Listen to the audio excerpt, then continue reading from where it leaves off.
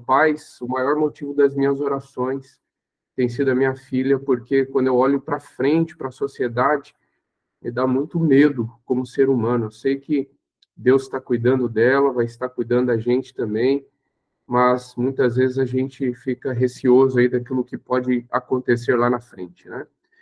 Amigos, com relação àquilo que nós vamos estudar hoje, isso é motivo de muita oração minha, né? Eu pensei o que eu poderia compartilhar com vocês. E há algum tempo Deus tem me incomodado com algo específico que eu quero compartilhar hoje com vocês.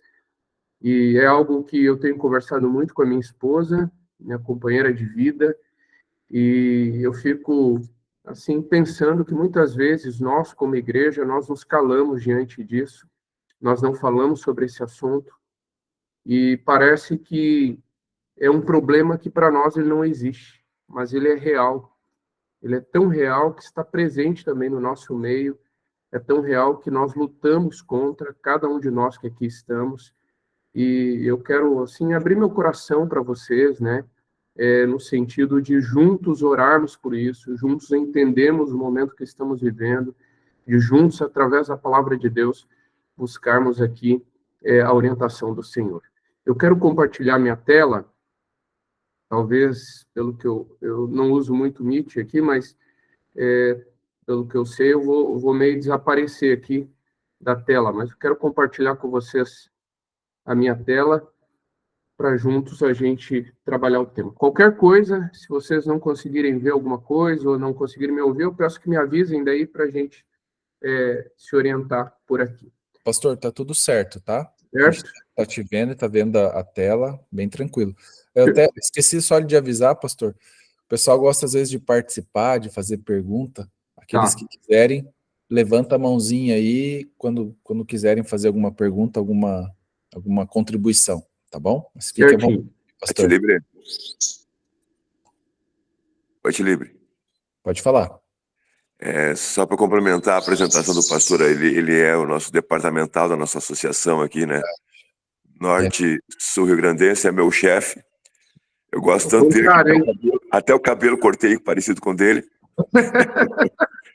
O pastor Evandro, ele é o departamental de saúde aqui da nossa associação, departamental de mordomia, e até semana passada era da família.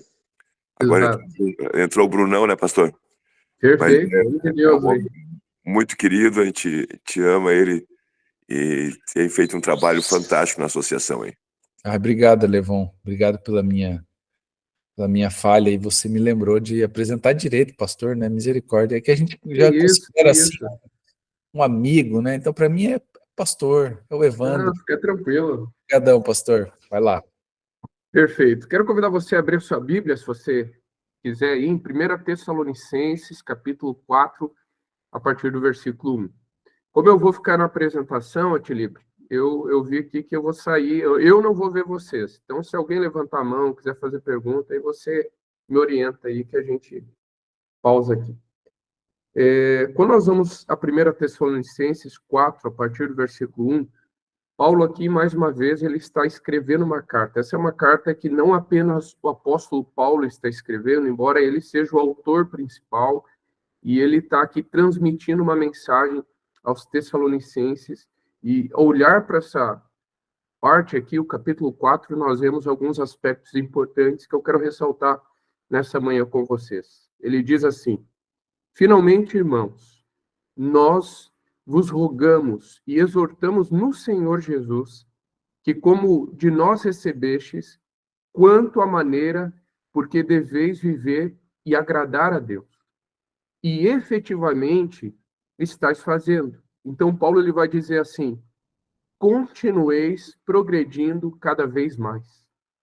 Versículo 2 diz: porque estáis inteirados de quantas instruções vos demos a parte do Senhor Jesus, pois essa é a vontade de Deus, a vossa santificação. Perceba que Paulo ele está escrevendo aqui. Ele diz: olha, a vontade de Deus é essa, vocês estão vivendo da maneira como nós orientamos, continuem crescendo nessa maneira. E ele então vai dizer assim: que vos abstenhais da prostituição. Versículo 4 diz: que cada um de vós saiba possuir o próprio corpo em santificação e honra, não com desejo de lasciva, como os gentios que não conhecem a Deus.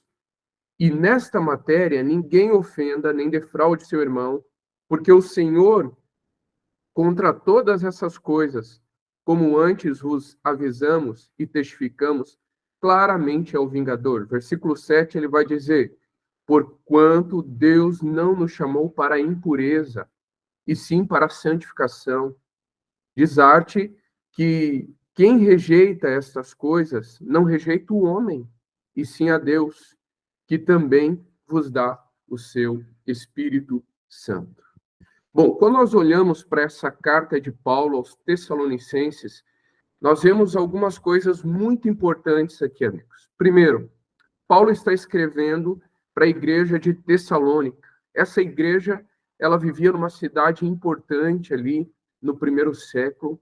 Era uma cidade próspera, era uma cidade que crescia, ela tinha muitas culturas envolvidas, culturas essas que também influenciavam os novos crentes na fé. Paulo, como nós sabemos, ele era um pregador do evangelho, e não apenas isso, ele era um plantador de igrejas. Então, Paulo, com a sua sabedoria, ele era um homem que estudava muito, tinha muito conhecimento, ele era alguém articulado, ele, então, ia a alguns lugares, como Coríntios, como Tessalônica e tantos outros lugares, próprio Éfeso, e ele pregava ali, plantava igreja, e suas viagens, elas envolviam isso. Quando nós vamos a Tessalônica, Paulo ele viu ali um reduto, um lugar, um campo missionário para plantar mais uma igreja. É importante nós entendermos o contexto dessa cidade, dessa igreja, para entendermos o que Paulo ele então está escrevendo aqui. Quando você volta na Bíblia, lá em Atos 17, nós temos a segunda viagem missionária de Paulo. Ela ocorreu por volta de 50, 51 ali, depois de Cristo. E justamente em Atos 17, nós temos Paulo e Silas, e também, provavelmente, Timóteo. Esses três homens estão juntos ali, e eles pregam em Tessalônica. O versículo 1 do capítulo 17 vai falar justamente isso. Eles pregam em Tessalônica, depois eles incomodam as autoridades ali por pregarem o evangelho, por anunciarem as boas novas. Então, a Bíblia vai dizer para nós que Paulo, Silas e Timóteo, eles precisam sair quase que de forma imediata dessa cidade. Quando nós falamos de Silas, se você voltar aqui no capítulo 1, lá no versículo 1, você vai ver que a carta aos Tessalonicenses, ela foi escrita por esses três homens. A Bíblia vai chamar Silas de Silvano aqui, que é a forma também como a Bíblia muitas vezes coloca ele. Em Atos, ele é chamado de Silas. Então, Paulo agora, Silas e Timóteo, eles estão mandando uma mensagem a essa igreja. Agora, um detalhe. Quando Paulo sai dessa igreja, ele plantou a igreja, ele pregou as boas novas. Ele não volta mais a essa localidade. Ele chega a dizer para nós, lá no capítulo 2 de 1 Tessalonicenses, ali pelo versículo 17 e 18, que ele tentou voltar outras vezes, mas ele foi impedido por Satanás de voltar. Alguma coisa aconteceu com que fizesse que Paulo ele fosse impedido. Agora, Paulo ele era um bom pastor, ele não abandonou o rebanho, ele não abandonou a igreja. Então, Paulo ele cria uma estratégia para saber como que os irmãos eles estão após receberem a mensagem, após receberem o evangelho. E a Bíblia vai dizer para nós que ele enviou Timóteo para saber como que a igreja estava. E perceba, aí no capítulo 3, versículo 6, a Bíblia vai dizer assim: agora, porém, com o regresso de Timóteo, vindo do vosso meio, trazendo as boas notícias da vossa fé e do vosso amor, e ainda de que sempre guardais grata lembrança de nós, desejando muito ver-vos, como, aliás, também a nós, a vós outros. Então, Paulo ele está dizendo agora, olha, Timóteo, ele volta dessa viagem. Timóteo provavelmente foi sozinho. Como eu disse, Paulo, por algum motivo que ele coloca aqui, Satanás o impede de ir até lá, mas Deus está no controle de toda a situação. Timóteo volta, e Timóteo apresenta notícias sobre a igreja de Tessalônica. E Paulo ele está escrevendo sobre isso, sobre essa saudade que eles têm de ver uns aos outros. Paulo, ele também coloca outro aspecto aqui que eu acho muito importante dentro da carta, porque ele diz assim, no capítulo 2, agora, versículo 11 e versículo 12, e sabeis ainda de que maneira, como o Pai a seus filhos, a cada um de vós nós exortamos, consolamos e admoestamos. Então, Paulo, ele vai dizer assim, olha, nós estamos falando com vocês, né? Paulo, Silas, Timóteo, como um pai fala aos filhos. Nós estamos falando com vocês como um pai educa os seus filhos, direciona os seus filhos, conduz os seus filhos, e ele então vai dizer, nós estamos exortando vocês através dessa carta, nós estamos consolando vocês, nós estamos admoestando vocês. Qual é o propósito dessa carta? Então, Paulo vai dizer, para viverdes de modo digno de Deus, que vos chamou para o seu reino e para a sua glória. Então, Paulo, ele está sendo bem claro à igreja, como um pai, com alguém que tem muito carinho, mas com alguém que orienta, com alguém que direciona. Paulo, ele está enviando aqui uma mensagem de fortalecimento a essa igreja e também de santificação, para mostrar para eles a forma como eles precisavam viver. Perceba, a Bíblia diz aí para nós, eu estou escrevendo sobre a forma como vocês devem viver para agradar a Deus. Pois essa é a vontade de Deus. Qual que é a vontade de Deus para cada um de nós, homens? A santificação. E nós sabemos que na Bíblia, santificação significa algo que foi separado para um propósito, para um fim espiritual. A santificação, ela ocorre aqui na terra, através do Espírito Santo na nossa vida. A santificação, ela ocorre quando nós decidimos viver o propósito de Deus, a vontade de Deus. Isso não significa que nós nunca mais iremos falhar. Isso não significa que nós, nesse momento, enquanto Jesus não voltou, nós vamos deixar a nossa natureza pecaminosa, ela permanece lutando contra nós. Mas isso significa que nós precisamos tomar uma decisão de viver uma vida que agrade a Deus. É isso que Paulo está dizendo.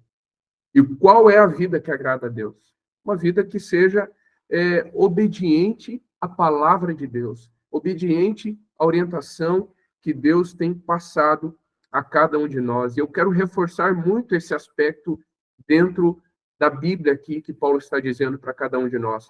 Ele diz, olha, a vontade de Deus é a vossa santificação. E como que Paulo ele vai descrever aos Tessalonicenses agora a forma que eles precisam viver? Então ele diz, vocês precisam se abster da prostituição. Que cada um de vós saiba possuir o próprio corpo em santificação e honra, não com desejo lascivo, ele diz, como gentios que não conhecem a Deus. Eu gosto como Paulo ele coloca algumas coisas, né?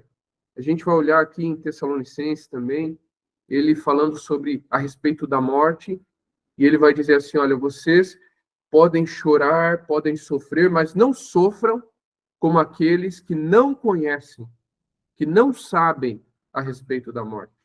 E agora Paulo ele vai dizer assim, olha, vocês precisam viver uma vida de santificação diferente daqueles que são gentios, que não conhecem a Deus. Porque a partir do momento que nós conhecemos a Deus, queridos, nós somos chamados a viver uma vida diferente. Hoje nós vivemos em um período da história onde as pessoas, mais do que nunca, estão dizendo assim, olha, venha da forma que você está e permaneça da forma que você está. Continue sendo de qualquer jeito, de qualquer maneira. Hoje nós vivemos um período da história onde nós, como homens, nós corremos o risco de viver igual a qualquer outro homem que não conhece a palavra de Deus, que não anda segundo a palavra de Deus, e nós corremos o risco de achar que pelo fato de irmos à igreja, de termos um nome no livro da igreja, de um dia termos sido batizados, isso é suficiente. E eu quero lembrar cada um de nós que não é suficiente. Sabe, Paulo, ele vai, por exemplo, escrever aos Tessalonicenses, ou melhor, aos Coríntios, você conhece bem o texto, lá em Coríntios 10, versículo 12, ele vai dizer assim, olha, aquele que julga estar de pé. Perceba, a Bíblia não diz aquele que está de pé. mas aquele que julga estar de pé, cuide para que não caia. Então, o que eu quero abordar aqui, queridos, eu quero abordar com essa visão também. Nós precisamos de Deus para permanecermos em pé. E Paulo está dizendo assim, olha, vocês precisam se abster, viver longe da prostituição. Olha o que Ellen White ela diz assim, a verdadeira santificação é uma obra diária, continuando por tanto tempo quanto dure a vida. Em outras palavras, enquanto nós vivemos aqui, nós vamos ter que lutar firmemente, bravamente, pela santificação, cada dia mais na nossa vida. Ela diz, aqueles que estão batalhando contra as tentações diárias. E se nós somos honestos com nós mesmos, nós sabemos que nós somos tentados diariamente, em várias áreas da nossa vida. Então, nós estamos lutando contra as tentações diárias, vencendo as próprias tendências pecaminosas. Esse é outro detalhe, queridos. Nós, muitas vezes, viemos de gerações passadas que não viveram segundo assim do Senhor. E sabe, a psicologia explica isso, a palavra de Deus fala sobre isso, Ellen White escreve sobre isso também. Nós herdamos dentro de nós algumas coisas que nós precisamos lutar contra. Seja o nosso gênio, né, seja a forma como nós agimos, a conduta como agimos, mas também tendências pecaminosas que nós herdamos, nós precisamos lutar contra. Você entende? Então, Ellen White está dizendo, olha, as tendências pecaminosas, você precisa ir viver buscando a santificação do coração e da vida. Não fazem nenhuma jactanciosa, né? As pessoas que julgam aqui, ou melhor, que querem viver a santificação, elas não estão vivendo uma vida jactanciosa, de proclamação, dizendo, olha, eu sou santo. Não. São pessoas que estão famintas e sedentos por justiça. O pecado, perceba o que ela diz, parece-lhes excessivamente pecaminoso. Então, eu quero reforçar aqui, meus amigos, o tema que eu quero abordar aqui, que eu estou tentando transmitir para vocês, é um tema que eu considero importantíssimo na nossa época. E ele está dizendo, olha, se nós queremos viver a santificação, o pecado, para nós, ele vai ser extremamente, excessivamente pecaminoso. Nós vamos viver uma santificação de acordo com assim do Senhor. Nós vamos buscar viver uma santificação que não nos exalte. Não. Nós somos pecaminosos. Como Paulo diz, se eu julgo estar de pé, eu tenho que cuidar para não cair. Eu posso cair, eu posso falhar. Se eu me distanciar do Senhor, quem eu sou? Quem eu sou para permanecer firme e fiel? É impossível a mim, mas eu preciso lutar contra isso. E Paulo, ele vai dizer assim... Eu tinha visto aqui diz assim, agora em movimento, não sei o que, ativar em movimento. Tem o microfone aberto aí? Pronto. Paulo, ele vai dizer assim, olha, nós precisamos nos afastar, né? Abster da prostituição. A palavra prostituição aqui que Paulo está usando é a palavra porneia. É uma palavra que ele usa também aos coríntios. E eu quero mostrar aqui ele usando aos coríntios também. Essa palavra, ela tem como significado a impureza, a fornicação e todo tipo de relação sexual pecaminosa. Todo tipo, né, de relação sexual pecaminosa, uma relação extraconjugal, uma relação homossexual também, que é algo que se tem levantado muito aqui, homoafetiva, né, na nossa geração. Então, Paulo ele está dizendo, olha, aos Tessalonicenses, isso chega a nós precisamos nos afastar da prostituição, nós precisamos nos abster da prostituição se nós queremos viver uma vida de santificação a Deus. Bom, essa palavra, a porneia, no grego, ela vai aparecer aqui em alguns textos da Bíblia, como, por exemplo, lá em 1 Coríntios 5, versículo 1, ele vai usar a palavra porneia e ele vai colocar, assim, em relação a relação incestuosa aqui entre um homem e a sua madrasta. Eu quero usar esse texto depois também de Paulo.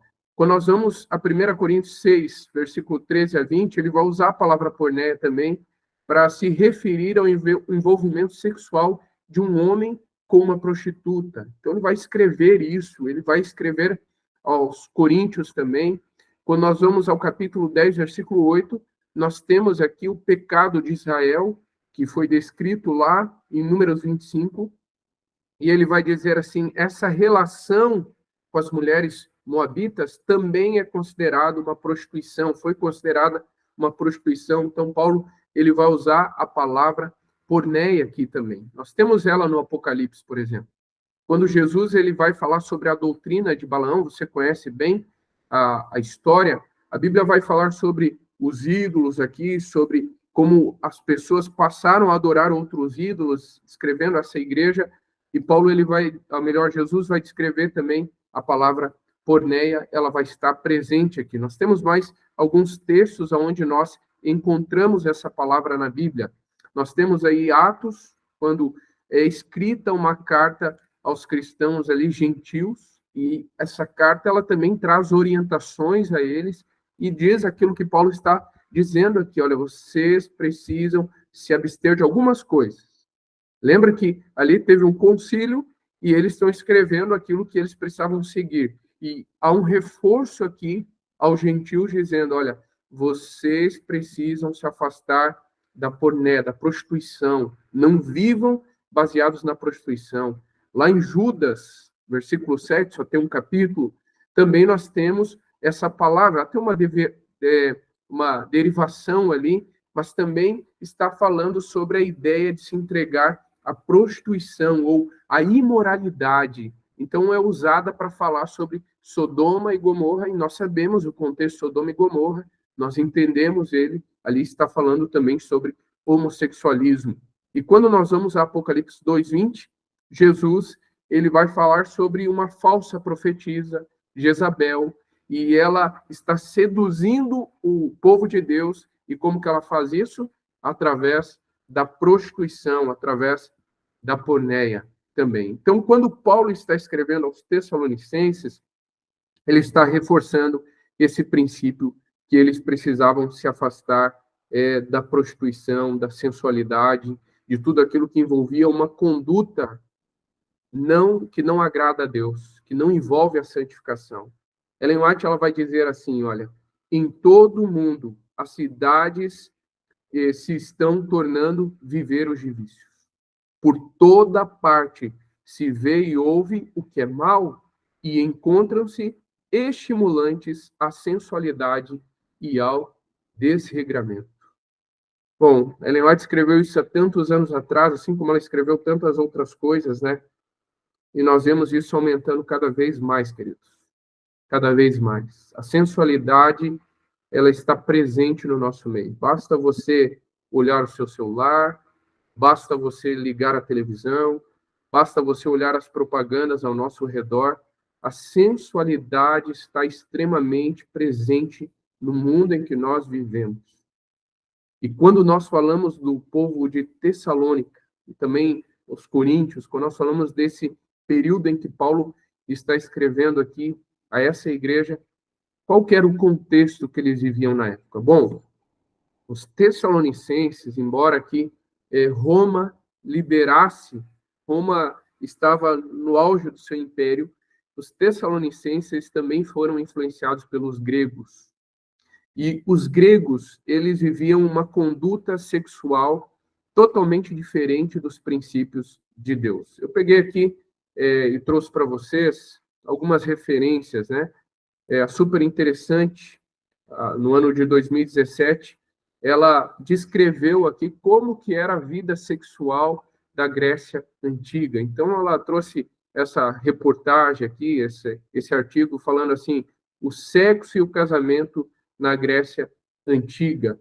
E perceba alguns aspectos que eles colocam aqui. Eles dizem assim, olha, os homens podiam ter amantes de ambos os sexos. Era uma conduta liberal, sem constrangimento. Não havia constrangimento nenhum. Muitas vezes, nós olhamos para o mundo que nós estamos vivendo e nós achamos que tudo começou de ruim também agora. Essas coisas já vêm se arrastando há anos dentro da nossa sociedade. E Satanás, ele é péssimo em criar novas artimanhas. Ele usa as mesmas artimanhas, da mesma forma. E ele vai trabalhando aqui. O artigo também diz assim, olha, a homossexualidade masculina era mais comum em duplas compostas por um homem mais velho e geralmente mais poderoso e um bem mais jovem. Você percebe o que está acontecendo aqui? Pedofilia. Era algo que eles viviam ali dentro do seu contexto, os gregos. Já o sexo com escravos era liberado, não havia limitação de idade, sexo, porque eles não eram considerados cidadãos. Então, perceba, quando nós falamos da Grécia, a Grécia vivia de uma forma liberal. O artigo vai dizer assim, também, havia também prostitutas independentes que cobravam ainda mais caro.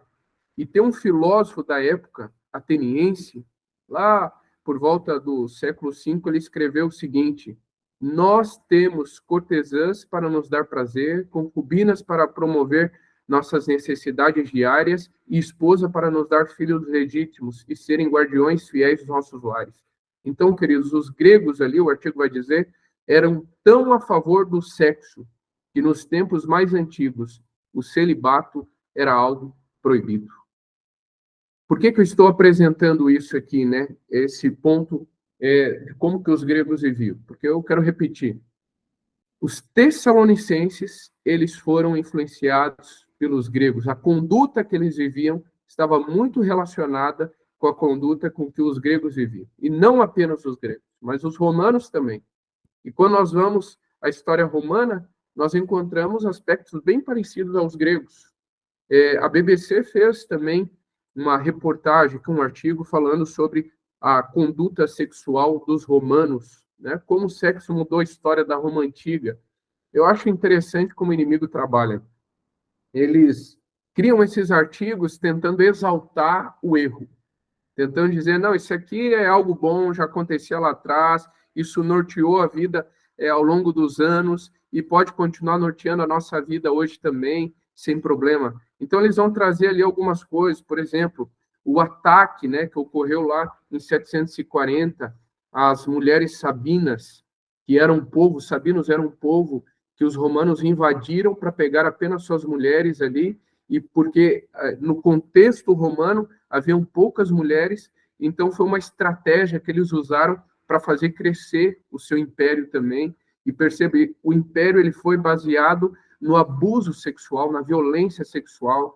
Quando nós olhamos para o contexto histórico, nós vemos aspectos, por exemplo, né, eles vão descrever ali, uma vez casadas, as mulheres daquela época e região não deviam esperar nenhum prazer sexual dos seus homens, pois seu papel era simplesmente procriar. Esse era o papel da mulher na visão deles. Além disso, as mulheres precisavam aceitar a infidelidade dos maridos. Então, viver uma vida infiel naquela época era algo muito comum, era algo muito natural.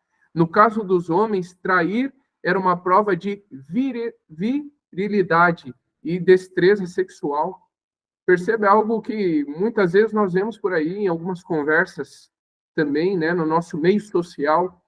E o artigo vai dizer assim, os solteiros ou casados, eles tinham a liberdade de fazer sexo com prostitutas, dançarinas e até outros homens. Ou seja, os homens daquela época, eles viviam de uma forma libertina, sexualmente falando. É isso que o artigo está mostrando. Então, quando nós falamos de Paulo escrevendo aos Tessalonicenses, eu quero repetir para a gente lembrar.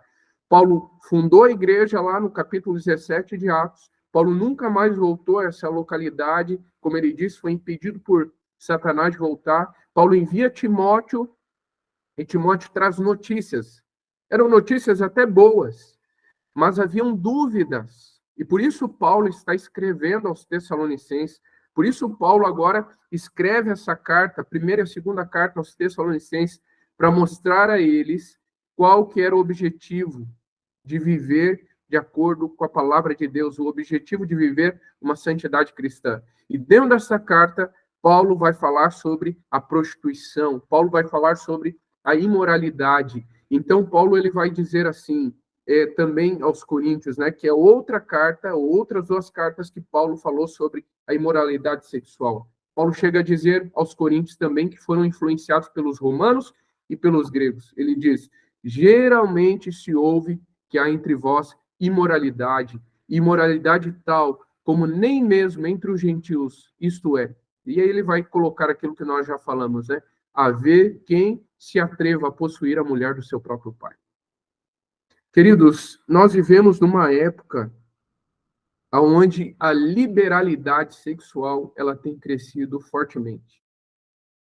A sensualidade tem sido algo muito comum, ela não tem atingido apenas nós adultos, homens adultos, mas tem atingido as nossas crianças, e às vezes nós não percebemos. E como eu disse no começo, muitas vezes nós temos um receio de falar sobre isso na igreja, de falar no nosso meio masculino sobre essas lutas que nós podemos enfrentar no mundo que nós vivemos para aquilo que Satanás tem apresentado. E eu quero apresentar para vocês alguns dados rapidamente aqui. Essa reportagem ela traz para nós assim, olha, com a internet os jovens acessam pornografia cada vez mais cedo, alerta relatório. Então, esse relatório ele foi feito lá nos Estados Unidos, mas eu acredito que ele tem muito a ver com aquilo que nós vivemos hoje no nosso meio. Percebo que o relatório traz assim, no levantamento, 73% dos entrevistados de 13 a 17 anos disseram já ter consumido conteúdo adultos. Perceba, 13 a 17 anos. Desses, 54% viram pela primeira vez com 13 anos ou menos, enquanto 15% afirmaram que tiveram acesso antes mesmo de completar 11 anos de idade. Essa é uma dura realidade que nós vivemos. A pornografia, há uns anos atrás, se alguém quisesse, por exemplo, ter acesso a isso, precisava se expor um pouco mais. Precisava ir a uma revistaria, a uma locadora, se expor de alguma forma. Hoje não. Hoje o acesso está aqui nas nossas mãos. Minha esposa é psicóloga. Ela trabalha com adolescentes também, muitas vezes. Adolescentes que já lutam contra isso, queridos. É uma realidade real aqui no nosso meio. A matéria vai dizer assim, olha, na média, os adolescentes disseram que começaram a consumir pornografia quando tinham 12 anos de idade. O inimigo tem usado essa estratégia para destruir aquilo que nós precisamos ser. A imagem e semelhança de Deus, o sentido de Deus habitar em nós, do Espírito Santo habitar em nós. Os dados, eles demonstram aqui, a reportagem vai dizer, a complexidade das crianças e os adolescentes. Aqui eu quero reforçar um princípio para você que é pai. Crianças que têm acesso a 100% de liberdade na internet, cuidado com isso. Cuidado com isso. O inimigo tem atacado fortemente as nossas crianças através da internet. E às vezes nós nos tornamos omissos diante disso, queridos. Nós precisamos ser mais presentes. E a UNICEF, a reportagem vai dizer assim, alerta que a exposição ao conteúdo pornográfico é extremamente prejudicial aos menores. Pode levar a problemas de saúde mental, sexismo e violência sexual e outros resultados negativos. Não é a igreja que está falando isso. É a UNICEF que está preocupada aqui com aquilo que tem acontecido, mas também nós devemos nos preocupar. Como eu disse, às vezes nós achamos que isso não está acontecendo no nosso meio.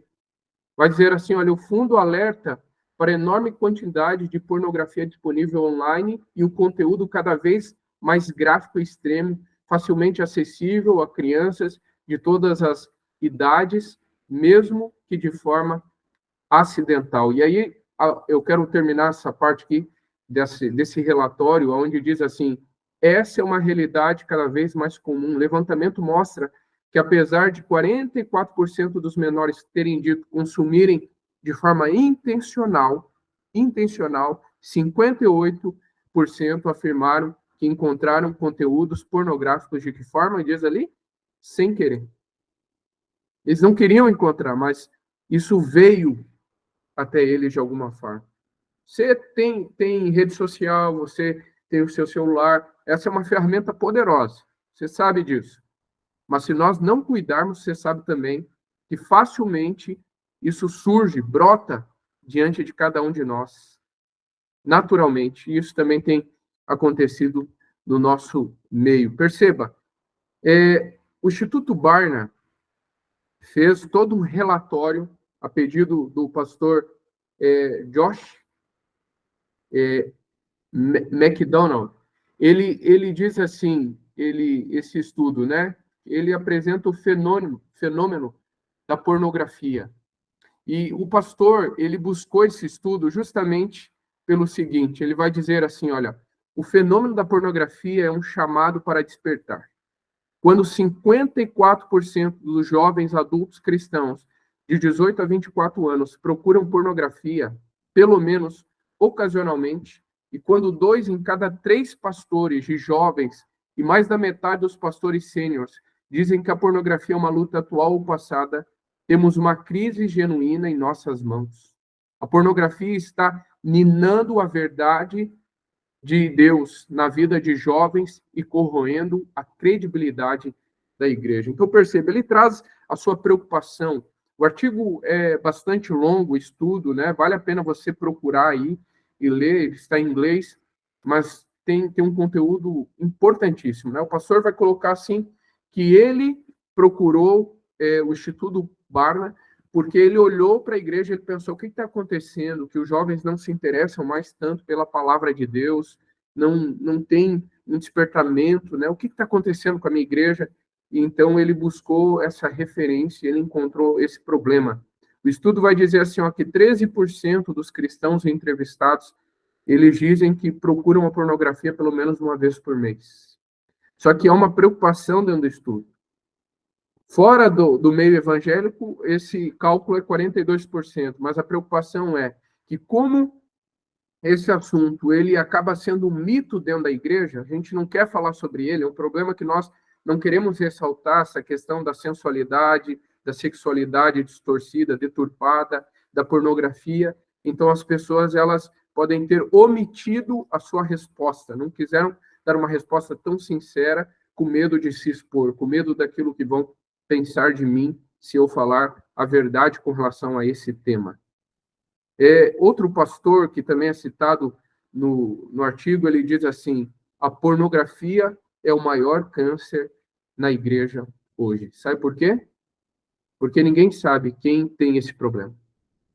Se alguém tem, por exemplo, um problema com um vício nas drogas, em algum momento ele vai ser descoberto facilmente. Se alguém sabe de alguém que, ou melhor, se alguém tem um problema no vício em álcool, em algum momento ele vai ser descoberto, em algum momento os sinais serão apresentados. Mas quando nós falamos sobre a pornografia, dá para viver uma vida assim, sem ninguém perceber que o problema ele é real, que o problema existe.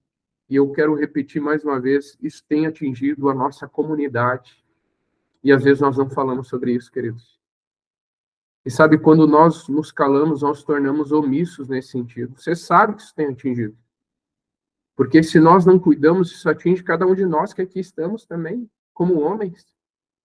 Como eu disse, quando nós vamos à internet, quando nós vamos ao nosso celular, quando nós saímos na rua, a sensualidade ela é presente, ela é real. Ela nos afeta. O inimigo sabe como atingir cada um de nós. E ele vai lutar até o fim pela nossa alma, pela nossa vida também, porque ele não quer que nós sejamos salvos. Ele não quer que você viva uma vida santa, de santificação na presença, que honre e glorifique o nome de Deus. Não que nos exalte, mas que glorifique o nome de Deus. E eu creio fortemente que é por isso que nós estamos aqui. Jesus, ele expande essa mensagem, né? Porque Jesus, quando vai falar ali no monte, no Sermão da Montanha, ele diz assim, eu, porém, vos digo que qualquer que olhar para uma mulher para a cobiçar, já em seu coração cometeu adultério com ela. Jesus vai trazer o princípio do mandamento e Jesus vai expandir, dizendo, olha, nós precisamos cuidar com a nossa mente, nós precisamos cuidar com aquilo que nós estamos colocando aqui dentro da nossa mente. Tem alguns estudos que vão falar, por exemplo, que a pornografia ela tem a capacidade de tornar a nossa mente infantil e vai atingir justamente o lobo frontal, que é onde Deus se comunica com cada um de nós. Você entende isso? Quanto o inimigo ele tem usado essa estratégia também para nos afastar de Deus, quanto a gente precisa cuidar com isso. Lá em Gálatas, Paulo vai dizer o seguinte, Gálatas 5, 19, 21, Ora, as obras da carne são conhecidas e são o quê? Prostituição, impureza, lascívia, idolatria, feitiçaria, inimizades, porfias, ciúmes, iras, discórdias, dissensões, facções, invejas, bebedices, glutonarias e coisas semelhantes a estas, a respeito das quais eu vos declaro, como já outrora vos preveni, que não herdarão o reino de Deus os que tais coisas praticam. Perceba, Paulo ele vai dizer assim, olha, ali está também a prostituição, a impureza, a lascívia. Paulo está usando também, mais uma vez, a palavra porneia para dizer, olha, nós precisamos fugir disso, porque isso não é algo que nos leva ao reino de Deus. Isso não é algo que nos leva para perto de Deus de forma alguma. Paulo ele também vai dizer aos Coríntios, lá no capítulo 6, versículos 8 a 19, fugir da impureza. Fuja da porneia. Qualquer outro pecado que uma pessoa cometer é fora do corpo, mas aquele que pratica a imoralidade, que também é uma variação aqui da palavra porneia, peca contra o próprio corpo. Acaso não sabeis que o vosso corpo, lembra desse texto? É santuário do Espírito Santo, que está onde? Está em vós. Está em cada um de vós, o qual tendes da parte de Deus, e que vocês não são de vós mesmos, porque fostes comprado por preço. Agora, pois, glorificai a Deus no vosso corpo. Como que nós glorificamos a Deus, né? Não apenas através das palavras. Nós glorificamos a Deus através do cuidado do nosso corpo. E Paulo aqui não está falando apenas da alimentação, Paulo não está falando apenas desse aspecto que muitas vezes nós trabalhamos tão bem na igreja e que também é extremamente importante. Mas Paulo também está falando sobre a prostituição, sobre a imoralidade. Queridos, nós somos chamados como homens para vivermos no caminho oposto do que o mundo está vivendo hoje. No caminho totalmente oposto. Ellen White ela vai dizer assim, a sensualidade é o pecado da época. A religião de Cristo, porém, manterá as linhas de controle sobre toda espécie de liberdade ilegal. Os poderes morais manterão as linhas de controle sobre cada pensamento, palavra, ato e ato.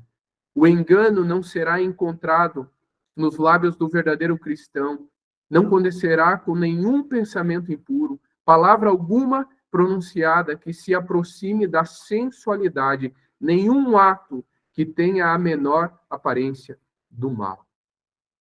Eu tenho pensado bastante nisso, e na semana, quando estava preparando esse material aqui para a gente conversar um pouquinho, eu fiquei pensando quanto isso é enganoso, né? Porque, às vezes, o mundo que nós estamos vivendo nos engana.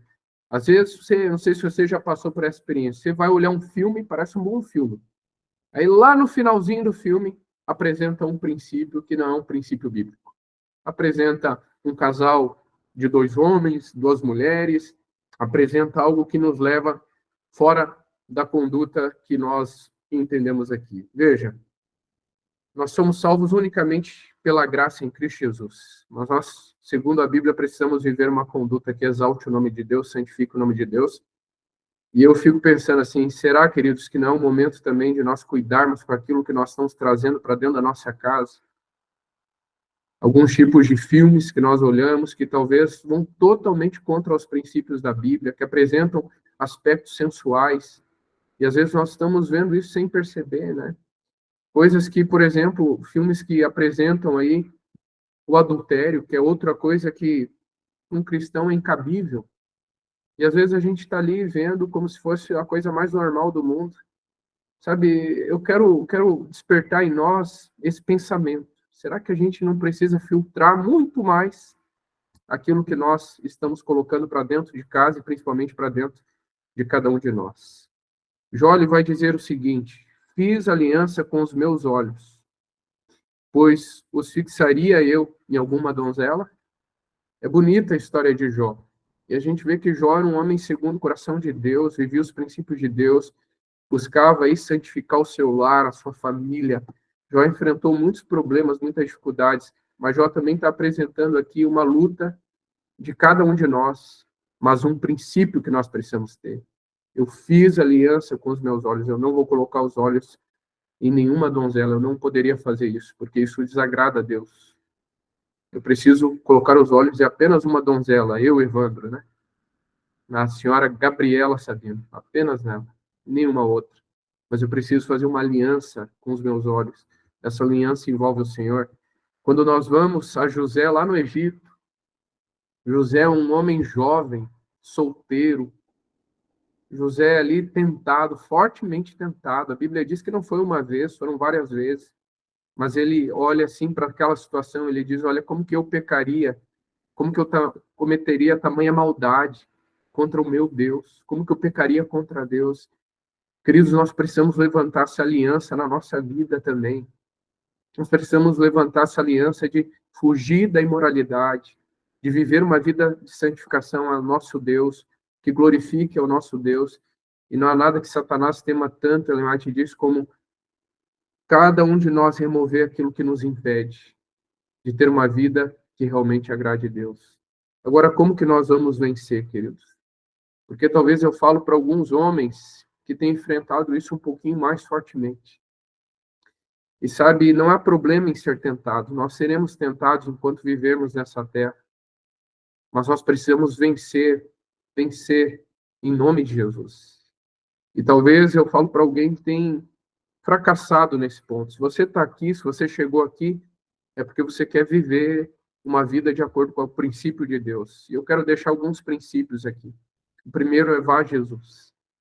A gente precisa ir a Jesus. O Atilibre colocou aqui algo fundamental. Ele disse, olha, nós não podemos sair da nossa casa sem antes ir a Jesus. Não podemos. E Jesus é bem claro, ele diz, aquele que vem a mim, de maneira alguma eu lançarei fora. Nós precisamos ir a Jesus, queridos. E é isso que nós estamos fazendo agora, eu louvo a Deus por isso. Segundo, não se conforme. A Bíblia diz, não vos conformeis com esse século, mas transformai-vos. É eu que não preciso me conformar, não se conforme. O mundo está dizendo algumas coisas que elas vão contra a palavra de Deus, não se conforme. Também, queridos, Deus está no nosso lado. A Bíblia é muito clara, a Bíblia vai dizer, olha, não veio sobre vós tentação que não fosse humana, mas Deus é fiel e ele não deixará que sejais tentados além do que podeis. Antes, com a tentação, também vem o que, nessa versão vai dizer assim, o escape, para que possais suportar. É Deus quem nos dá força. Deus está do nosso lado. É possível vencer. Em nome de Jesus, é possível vencer as nossas tendências, é possível mudar a nossa conduta. Eu quero reforçar outro princípio. Nós precisamos praticar bons atos. Quando nós falamos dos 8 remédios naturais, nós falamos de princípios que nos ajudam a viver uma vida melhor, mas também princípios que nos ajudam a colocar a nossa mente mais próxima do céu, a ouvir com mais discernimento aquilo que Deus tem para cada um de nós. Paulo diz, olha, finalmente, irmãos, tudo que é bom, tudo que é verdadeiro, tudo que é respeitável, tudo que é justo, tudo que é puro, tudo isso é que nós precisamos colocar para dentro de nós, é nisso que nós precisamos pensar. Não nas impurezas, mas naquilo que é puro, naquilo que agrada a Deus. Há um princípio aqui que eu quero ressaltar, que ele é fundamental também. Nós precisamos estudar a palavra de Deus. O salmista, ele vai dizer assim, como purificará o jovem o seu caminho? Observando a tua palavra. É a única forma que nós temos para purificar o nosso caminho, é usando a lâmpada que nos guia, que nos direciona a palavra de Deus. E nós precisamos colocar limites naquilo que nós vemos. Jesus, ele é bem forte ali em Mateus 6, versículo 22, 23, porque ele diz assim, olha, os olhos são a lâmpada do corpo, se os teus olhos forem bons, todo o teu corpo será luminoso. E no versículo 23 ele vai dizer, se porém os teus olhos forem maus, todo o teu corpo estará em trevas. Cuidado com aquilo que você vê. Portanto, caso a luz que há em ti sejam trevas, que grandes trevas serão. Sabe, queridos, nós precisamos colocar limites. Existem gatilhos aqui que nos levam, muitas vezes, a cometer esse erro, ou podem nos levar a cometer esse erro. Você conhece a si mesmo. Fuja. Paulo disse antes, fuja da imoralidade. Coloque limites. Cuidado com aquilo que você vê. Se não é bom, Jesus vai chegar e dizer, arranque, tire fora. Se não é para você, você não tem controle sobre isso, arranque. Porque mais importante que qualquer outra coisa, nós precisamos herdar o céu. Eu quero deixar dois outros textos aqui, reforçando aquilo que nós comentamos nessa manhã. Paulo, ele diz assim, olha, a vontade de Deus é essa, a vossa santificação. Então, se abstenha da prostituição, se abstenha daquilo que não agrada a Deus, se abstenha de uma conduta que não santifique a sua própria vida diante de Deus. Se abstenha disso, Paulo está dizendo. E, por fim, quando nós vamos ao final da carta aos Tessalonicenses, olha como Paulo ele apresenta esse princípio fortemente. Ele diz assim, o mesmo Deus da paz vos santifique em tudo, em todas as coisas. E o vosso espírito, a alma, o corpo sejam conservados íntegros e irrepreensíveis na vinda do nosso Senhor Jesus. E como que ele termina então? Ele diz, fiel é o que vos chama, Deus é fiel, o qual também o fará. Fará o quê? Fará aquilo que a gente não tem força. Porque quando nós queremos fazer a vontade de Deus, Deus ele vai fazer aquilo que nós precisamos. Eu entendo que nós estamos aqui para buscar uma vida que agrade a Deus, que exalte o nosso Deus, uma vida que ande de acordo com a palavra de Deus. E, queridos, eu senti isso no meu coração, eu preciso falar mais sobre isso a nós homens. Nós precisamos cuidar com as coisas que estão nos cercando aqui nesse mundo, para vivermos de acordo com a palavra de Deus. E uma das coisas que tem atingido muitos dos homens no nosso meio, e quando eu falo sobre homens, eu falo todos nós, pastores, também membros, adultos, crianças, jovens, é a sensualidade, é a sexualidade distorcida. O inimigo tem sido vitorioso na vida de muitas pessoas através disso. Mas através de Cristo Jesus nós podemos ter uma vida que exalte o nome de Deus, uma vida que envolva a santificação bíblica, uma vida irrepreensível, como Paulo ele escreveu aos Tessalonicenses. Que o Senhor nos ajude a viver uma vida de acordo com a sua palavra a cada dia, nesse aspecto também. Que Deus abençoe, querido. Amém. Obrigado, pastor. Eu já vou dar a palavra ao Cleci. Eu só quero dizer uma coisa para o pastor. Esse é um tema que eu, particularmente, penso que nós deveríamos... Já lhe dou a palavra, Cleci. Esse é um tema que, particularmente, eu penso que nós deveríamos estar pregando nos nossos púlpitos. Quando eu leio as cartas de Paulo, a impressão que dá é que eram mensagens pregadas nos púlpitos de uma forma muito reiterada, porque você vai ler, por exemplo, a carta aqui aos Efésios, aos Coríntios, aos Tessalonicenses, e parece que era uma situação muito recorrente, e agora o pastor colocando aí a questão histórica, né, dos gregos, dos romanos, você percebe que era uma questão muito natural para eles, o pecado era natural, e ele permanece hoje sendo algo muito natural, só que de uma forma talvez mais sofisticada. O inimigo ele tem introduzido isso dentro dos nossos lares, né? Por meio de filmes, por meio das redes sociais, né? Então, louvado seja Deus, pastor, porque o Senhor está levantando essa bandeira, e eu faço aí um apelo, né? Como um membro de igreja, eu faço um apelo a você que é um pastor e um líder da nossa igreja, que o pastor siga com essa mensagem dentro das nossas igrejas. Os pais, as mães, os filhos precisam ouvir. Eu tenho sido chamado para pregar em muitas igrejas, e eu me propus a pregar sobre este assunto. E é um assunto delicado, às vezes você fala, a igreja fica assim, né? Com o olho meio arregalado, assim, nossa, ele está falando sobre pornografia, ele está falando sobre masturbação, ele está falando sobre sexo, mas se nós não falarmos, né, de alguma forma nós seremos cobrados, porque esse é um assunto. Veja, Ellen White há 100 anos atrás, cento e tantos anos atrás, falava sobre a pornografia, mas no contexto dela, o que existia de pornografia? Eram revistas. As historinhas lá que eram escritas, eram novelas escritas, umas imagens, gravuras, aquilo era a pornografia da época.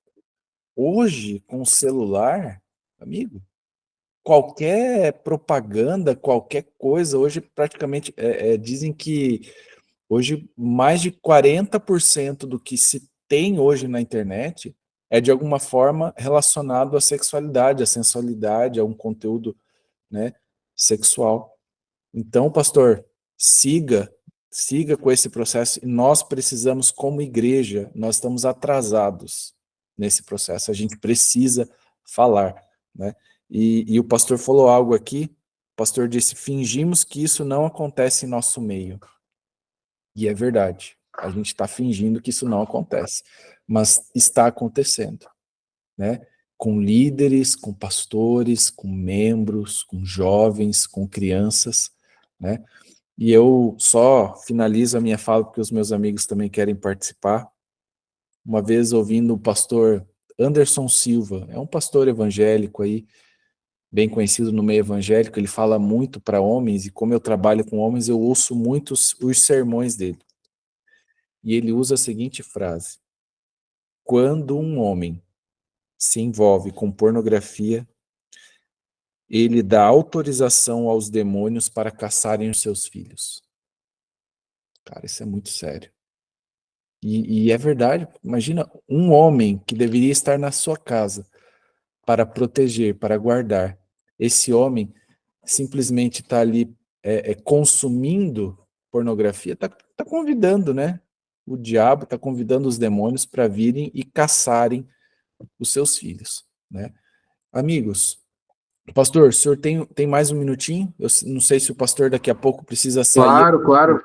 Não, eu vou. peço, Pode falar aí, fica tranquilo. ótimo, é que o pessoal vai participar, quer participar aqui. O Cloeci só antes tinha levantado a mão. Antes, aí eu já dou a palavra para o Helder e depois para o Ezequiel. Cloeci, bom dia. Bom fala, dia a todos, um feliz sábado. Eu não sei se vocês viram no jornal ontem, foi feita uma reportagem de uma denúncia de um pai que foi consultar com o seu filho que estava doente num pediatra. E ele entrou dentro do consultório do pediatra e o pediatra ficou atendendo ele e a criança com o celular com um filme pornográfico ali do lado.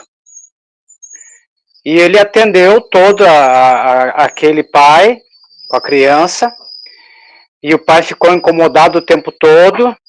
Eu não sei se tinha áudio no filme, né? Mas ele estava assistindo e deixou do lado ali, e o pai ficou incomodado, saiu, e ele voltou revoltado, depois que o pai já estava atendendo outra criança. O médico continuava com aquele filme exposto ali na mesa, e ele denunciou, chamou os responsáveis do hospital, daquele consultório ali, né? E denunciou aquela circunstância. Então, para a gente ver que realmente é um câncer, é um mal, e as pessoas estão dominadas por uma circunstância dessa. Que coisa terrível, né? Misericórdia. Helder, fala, amigão. Bom dia, feliz sábado. Evandro, parabéns pelo teu primeiro dia de pai. A minha está no forno, nasce em outubro. Então, fico muito feliz por essa mensagem. E eu compartilho com vocês algo assim que aconteceu na minha família. Um membro forte da Igreja Adventista profanou e usou de ato de prostituição perante a família. E quando eu joguei isso, falei para a família, veio à tona outras situações de primos e primas que foram abusados. Então, realmente está, e eu digo, gente que a gente nunca possa vir a desconfiar. Então, é um assunto que eu também acho muito importante. Eu vou ser pai, tenho uma filha de 14 também, então é algo que me chama muita atenção, estou sempre de olho, sabe? Parece que procurando, porque aconteceu algo e isso faz a gente ficar em alerta. É um assunto muito, muito importante, eu acho isso. E parabéns pela abordagem, véspera do Dia dos Pais.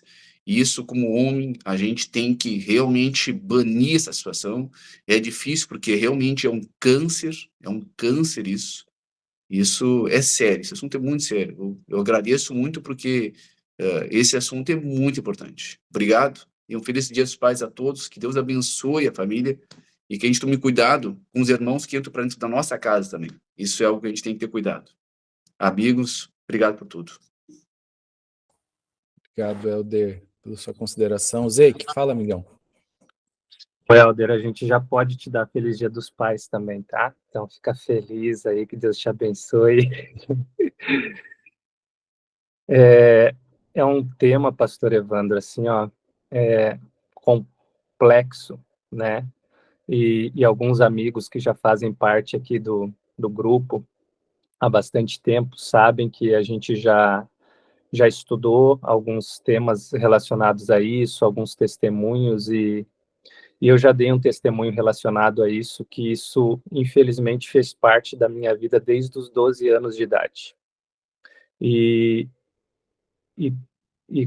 andou dentro da minha vida por mais de 25 anos.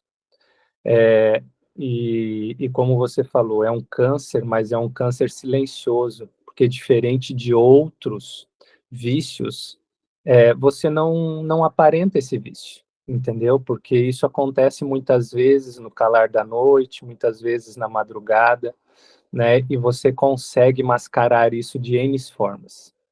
E eu trago assim para vocês que, inclusive, eu sempre participei muito da igreja, sempre fui atuante na igreja, e por muitas vezes esses problemas voltavam e eu estava à frente da igreja. E eu falo assim para vocês, de repente, pessoas que nunca tiveram esse tipo de problema não conseguem visualizar as coisas da forma como eu, por exemplo, visualizo.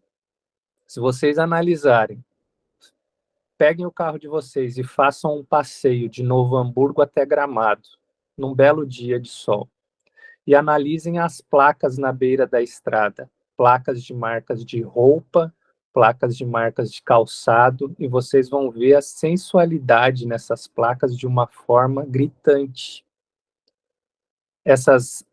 O mundo hoje ele não está mais preocupado em mostrar o produto, que é uma bota, uma sandália, um calçado. Muitas vezes essas placas gigantes que nós temos aqui na nossa região, elas estão mostrando o corpo de modelos, de pessoas.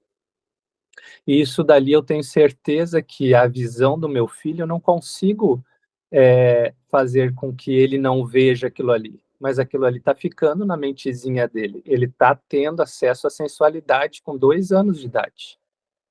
Então é algo que dentro do meu lar hoje, eu e a Rit, a gente conversa muito, porque isso passou por muito tempo na minha vida.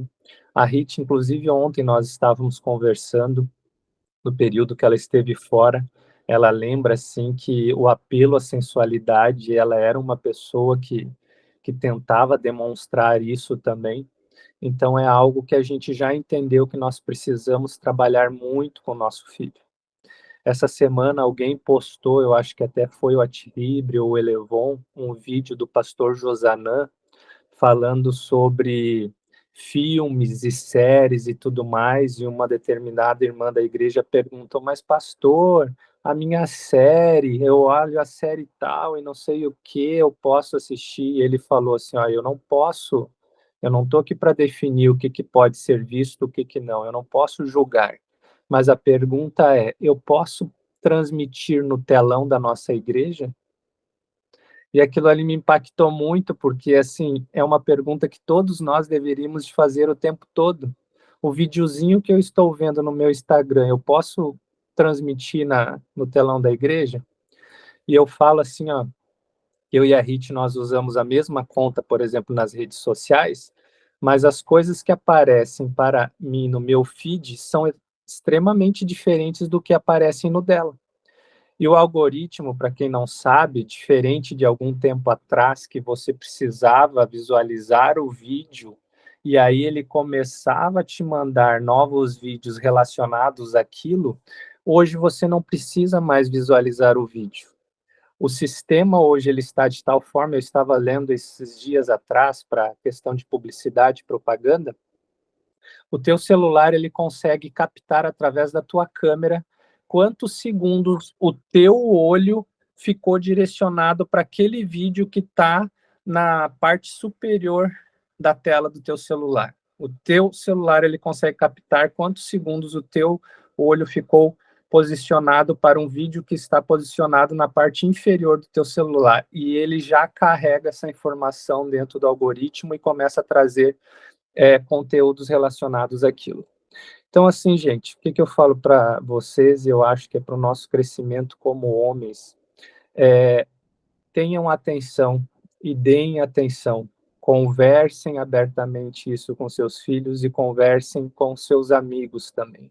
Porque, como o Helder falou, muitas vezes a gente pode estar trazendo para nossa casa pessoas que têm esse problema e que ela não consegue conversar com alguém, ela não consegue entender a gravidade desse problema, entendeu?